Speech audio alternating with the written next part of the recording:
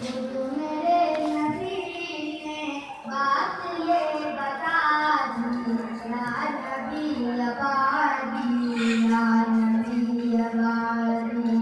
نبی اکرم صلی اللہ علیہ وسلم کی کھانے پینے کی عادتیں ہم دیکھیں گے۔ واضح ہو کہ یہ آپ صلی اللہ علیہ وسلم کی عادتوں میں سے ہے، اس کا دین اور سنت لازمی سنتوں سے کوئی تعلق نہیں ہے، اسے آپ صلی اللہ علیہ وسلم کی عادات کہا جا سکتا ہے۔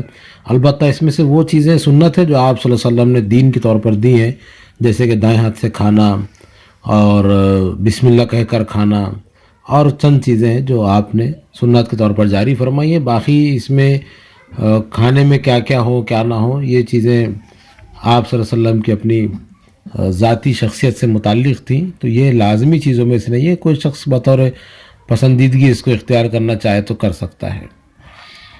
تو نبی اکرم کے پسندیدہ کھانے اور طریقہ کار کیا تھا، ہم اس پر غور کریں گے کہ حضور کریم صلی اللہ علیہ وسلم کا کھانے پینے کا ذوق بہت نفیس تھا۔ گوشت سے خاص رغبت تھی، زیادہ ترجیح دست، گردن اور پیٹھ کے گوشت کو دیتے، نیز پہلو کی ہڈی پسند تھی۔ سرید یعنی گوشت کے شوربے میں روٹی کے ٹکڑے بھگو کر یہ ایک مخصوص عربی کھانا تیار کیا جاتا تھا، تو سرید تناول فرمانا بڑا مرغوب تھا۔ پسندیدہ چیزوں میں شہد، سرکہ، خربوزہ، ککڑی، لوکی، کھچڑی، مکھن وغیرہ اشیاء شامل تھیں۔ دودھ کے ساتھ کھجور بہترین مکمل غذا بنتی ہے، اس کا بھی استعمال اچھا لگتا تھا، اور مکھن لگا کے کھجور کھانا بھی ذوق میں شامل تھا۔ کھرچن یعنی تہ دیگی سے بھی انس تھا، ککڑی نمک لگا کر اور خربوزہ شکر لگا کر بھی کھاتے۔ مریضوں کی پرہیزی غذا کے طور پر حریرے کو اچھا سمجھتے اور تجویز بھی فرماتے۔ میٹھا پکوان بھی مرغوب خاص تھا، اکثر جو کے ستو بھی استعمال فرماتے۔ ایک مرتبہ بادام کے ستو پیش کیے گئے تو یہ کہہ کر انکار کر دیا کہ یہ امیروں کی غذا ہے۔ گھر میں شوربہ پکتا تو کہتے کہ ہمسائے کے لیے ذرا زیادہ بنایا جائے۔ پینے کی چیزوں میں نمبر 1 میٹھا پانی تھا، اور بطور خاص دور سے بھی منگوایا جاتا۔ دودھ، پانی ملا دودھ جسے کچی لسی کہا جاتا ہے، اور شہد کا شربت بھی رغبت سے نوش فرماتے۔ غیر نشہ دار نبیذ بھی قرین ذوق تھی۔ افراد کا الگ الگ بیٹھ کر کھانا ناپسند تھا، اکٹھے ہو کر کھانے کی تلقین فرمائی۔ سونے چاندی کے برتنوں کو بالکل حرام فرما دیا تھا۔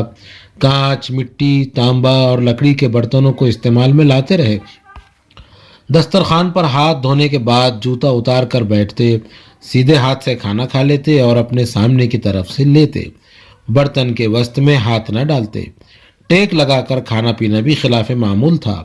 2 زانو یا اکڑوں بیٹھتے، ہر لقمہ لینے پر بسم اللہ پڑھتے۔ ناپسندیدہ کھانا بغیر عیب نکالے خاموشی سے چھوڑ دیتے۔ زیادہ گرم کھانا نہ کھاتے، کھانا ہمیشہ 3 انگلیوں سے لیتے اور ان کو لتھڑنے نہ دیتے۔ دعوت ضرور قبول فرماتے، اور اگر اتفاقاً کوئی دوسرا آدمی بات چیت کرتے ہوئے یا کسی اور سبب سے ساتھ ہوتا تو اسے لیتے جاتے، مگر صاحب خانہ سے اس کے لیے اجازت لیتے۔ مہمان کو کھانا کھلاتے تو بار بار اصرار سے کہتے کہ اچھی طرح بے تکلفی سے کھاؤ۔ کھانے کی مجلس سے بتقاضائے مروت سب سے آخر میں اٹھتے۔ دوسرے لوگ اگر پہلے فارغ ہو جاتے تو ان کے ساتھ آپ صلی اللہ علیہ وسلم بھی اٹھ جاتے۔ فارغ ہو کر ہاتھ ضرور دھوتے، دعا کرتے جس میں خدا کی نعمتوں کے لیے ادائے شکر کے کلمات ہوتے، اور صاحب خانہ کے لیے اللہ سے رزق اور برکت چاہتے۔ کھانے کی کوئی چیز آتی تو حاضر دوستوں کو باصرار شریک کرتے اور غیر حاضر دوستوں کا حصہ رکھ دیتے۔ پانی غٹ غٹ کی آواز نکالے بغیر پیتے، اور بالعموم 3 بار پیالہ منہ سے الگ کر کے سانس لیتے، اور ہر بار آغاز بسم اللہ اور اختتام الحمدللہ والشکر للہ پر کرتے۔ عام طریقہ بیٹھ کر پانی پینے کا، پینے کی چیز مجلس میں آتی تو بالعموم داہنی جانب سے دور چلاتے، اور جہاں ایک دور ختم ہوتا دوسرا وہیں سے شروع کرتے۔ بڑی عمر کے لوگوں کو ترجیح دیتے، مگر داہنے ہاتھ والوں کے مقررہ استحقاق کی بنا پر ان سے اجازت لے کر ہی ترتیب توڑتے۔ اس موقع پر ایک دلچسپ واقعہ مجھے یاد آیا ہے کہ ایک مرتبہ آپ صلی اللہ علیہ وسلم اپنی مجلس میں تھے تو ایسے ہی پانی یا دودھ کا آپ صلی اللہ علیہ وسلم نے دور چلایا، اور اپنے دائنے ہاتھ میں آپ نے दिया, आपके दाहिने हाथ एक लड़का बैठा हुआ था, जबकि आपके बाएं हाथ के पास हज़रत अबू बकर रज़ियल्लाहु अन्हु, हज़रत उमर रज़ियल्लाहु अन्हु बैठे हुए थे। आपने वो लड़के को देते वक्त ये कहा कि अगर तुम्हारी इजाज़त हो तो पहले मैं ये बड़ों से शुरुआत करना चाहता हूँ।